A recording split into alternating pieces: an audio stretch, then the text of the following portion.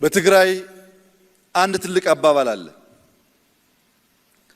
ምኽሪ ሓደ ትህት ምድሪ፣ ምኽሪ ክልተ ልዕሊ ምድሪ፣ ምኽሪ ሰለስተ ዘርኢ ምድሪ ይላል ትግራይ። የአንድ ሰው ምክር ከምድር በታች እንደተቀበረ ነገር ነው፣ ዋጋ የለውም። የሁለት ሰው ምክር ግን ከምድር በላይ ነው፣ ይታያል። የሶስት ሰው ምክር ግን ምርጥ ዘር ነው፣ ይበቅላል፣ ይለመልማል። በስታችሁ ምከሩ ይላሉ። ይህንን የትግራይ አባባልና ምክር ተቀብለን አሜሪካኖች 55 ሰው ጠርተው ለመቶ ዓመታት የሚቆይ ኮንስቲቱሽን የገነቡ ቢሆንም ትግራዮች ከአንድ ሰው የሁለት ሰው ከሁለት ሰው የሶስት ሰው ምክር ይሻላል ስለሚሉ 4000 ሰው ሰብስበናል። የአሜሪካ ኮንስቲቱሽን በ55 ሰው ቢሰራም ልባም ነበሩና ለምዕት ዓመታት የሚቆይ ስራ ሰርተዋል። የኛ 4000 ሰዎች ከነሱ በላይ ከነሱ በተሻለ ጊዜ ይበልጥ ልባም ሆነው ሁሉን ወገን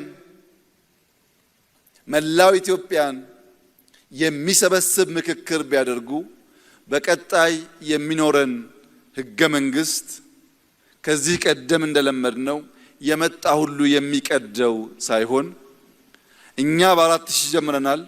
በ10000 ምክክር ሳያደርግ አንድም ሰው መቀየር አይችልም ማለት ነው።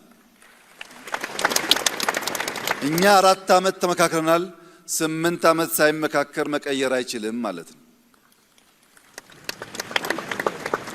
ስለዚህም ዛሬን ሳይሆን ነገ ዘልቆ የሚሄድ ለትውልድ የሚበጅ ምክክር፣ ውይይት እና ውጤት እንድናመጣ አንድ ቁልፍ መልእክት አለኝ።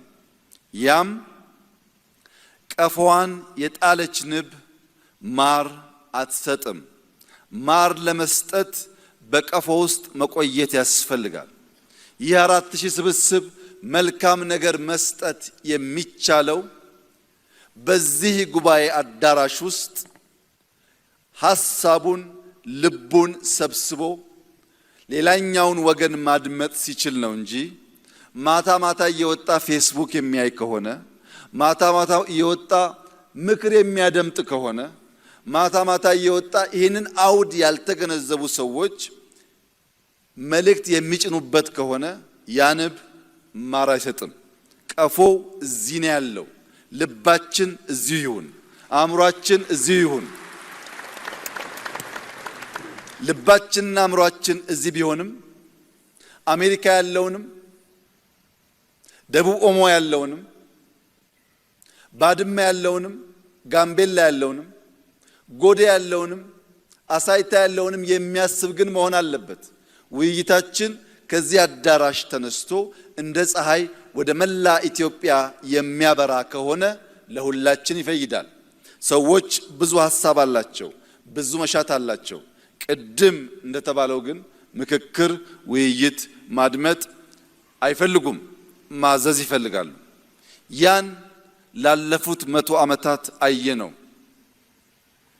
የልጅ ኢያሱን ዘመን ብታዩ፣ የአፄ ኃይለ ሥላሴን ዘመን ብታዩ፣ የደርግን ዘመን ብታዩ፣ የኢህአዴግን ዘመን ብታዩ በመላ ጊዜ ውስጥ ለመደማመጥ እንዲህ ያለውን መድረክ ለመፍጠር ባለመቻላችን ምክንያት ጥቂቶች እየወሰኑ ለረጅም ዘመን የሚጠቅመን ነገር ማቆየት ስላልቻሉ ይህ ጉባኤ በሰማይም በምድርም ታላቅ ኃላፊነት ያለበት የ130 ሚሊዮን ዜጎች የዛሬ የ200 300 ሚሊዮን ዜጎች የነገ ኃላፊነት ያለበት እድለኛ ስብስብ ነውና ይህንን የታሪክ ብዕርና ብራና ሳታባክኑ ለኢትዮጵያ መልካም ለአፍሪካ አስተማሪ የሆነ እጅግ የማይጠበቅ ሁላችን የሚሰበስብ ሰላም የሚያጸና ልማት የሚያመጣ